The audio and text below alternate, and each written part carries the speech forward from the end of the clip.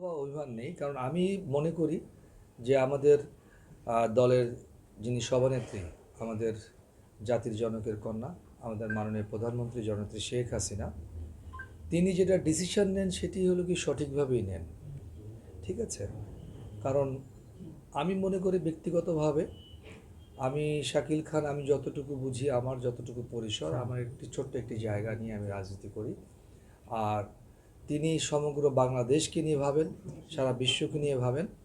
তো সুতরাং তিনি যাকে নৌকার দায়িত্ব দিবেন, আমি মনে করি যে সঠিক সিদ্ধান্ত নিয়েই দিবেন। তো সুতরাং এখানে আসলে বলার আর অন্য কোনো কিছু নেই।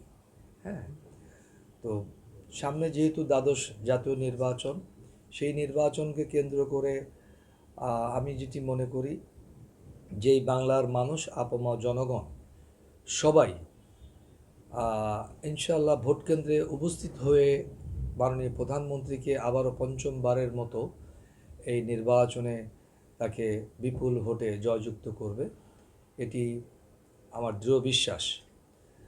আর আপনারা কিছু জানেন যে বহির্বিশ্বের কিছু চাপ আছে, যেগুলি শুধু কথাই উঠছে যে বাংলাদেশে কিছু নির্বাচন হয়েছে যেগুলি দিনের ভোট রাতে হয়েছে। এই কথাটি আসলে সঠিক নয়। ঠিক আছে? এখন যদি আপনি একটি পক্ষ যদি নির্বাচন করতে আসে, আরেকটি যদি বিপক্ষ যদি বড় বিপক্ষ যারা প্রতিদ্বন্দ্বিতা করবে তারা যদি না আসে, কাউকে তো পা ধরে বা জোর করে তো আনানো সম্ভব নয়, তাই না? এখন দেখেন, সেই লক্ষ্যে যারা যারা আমাদের এই বাংলাদেশের আরও যারা রাজনীতিবিদ, আরও যারা সংগঠন আছে, আরও যারা আপনার নির্বাচন করার জন্য তারাও কিন্তু পরিকল্পনা করেছে এবং তারাও এগিয়ে এসছে এবং তারাও এই নির্বাচনে অংশগ্রহণ করবেন, এই জাতীয় নির্বাচনে।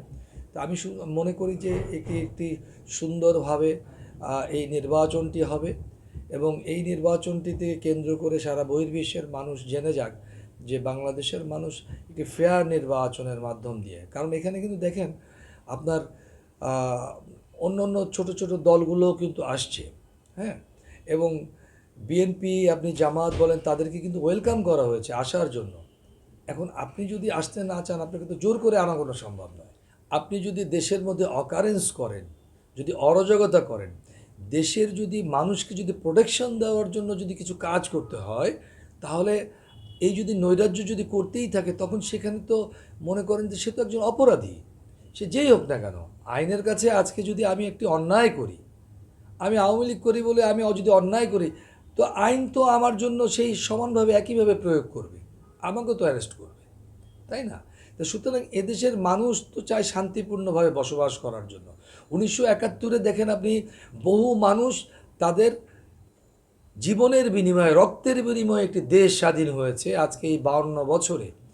এই দেখেন, তো সেখানে তো আমরা চলতে চাই স্বাধীনভাবে। আমরা তো এখন আপনার আধুনিক যুগ, মোবাইল বলেন, মাধ্যম তো এখন খুব সহজ, আপনার যোগাযোগ কমিউনিকেশন করা তো খুব ইজি একটি বিষয়। তো সেখানে আপনার মানুষ যদি অন্যায় করে, সেই অন্যায়গুলো কিন্তু ফুটেজগুলি আছে, দেখেন সেই ফুটেজগুলো দেখে দেখে কিন্তু ধরপাকড় করা হচ্ছে।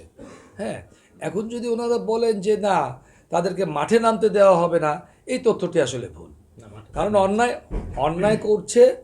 দেখুন, এর আগে কি তারা ওপেন করে নেই, জনসভা করেছে, সমাবেশ করেছে, কিন্তু পরবর্তী লাস্ট যে সমাবেশ ছিল 28 তারিখে আপনার যে জনসভা করেছে, সেখানে দেখেন তাদের কি চিত্রগুলি ঘটেছে।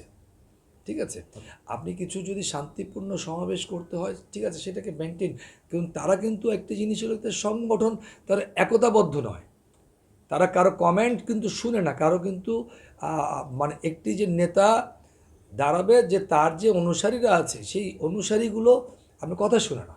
নেতৃত্বহীন তো বটেই, এটা তো আসলে বলার কোনো অবকাশ নেই। আপনার নেতৃত্ব এখন আপনি দেশের বাইরে থেকে যদি আপনি নির্বাচন পরিচালনা করবেন, তা তো হয় না, তাই না? আমি আমার ঘরে থেকে আমার আমার ফ্যামিলির পরিচালনা করব।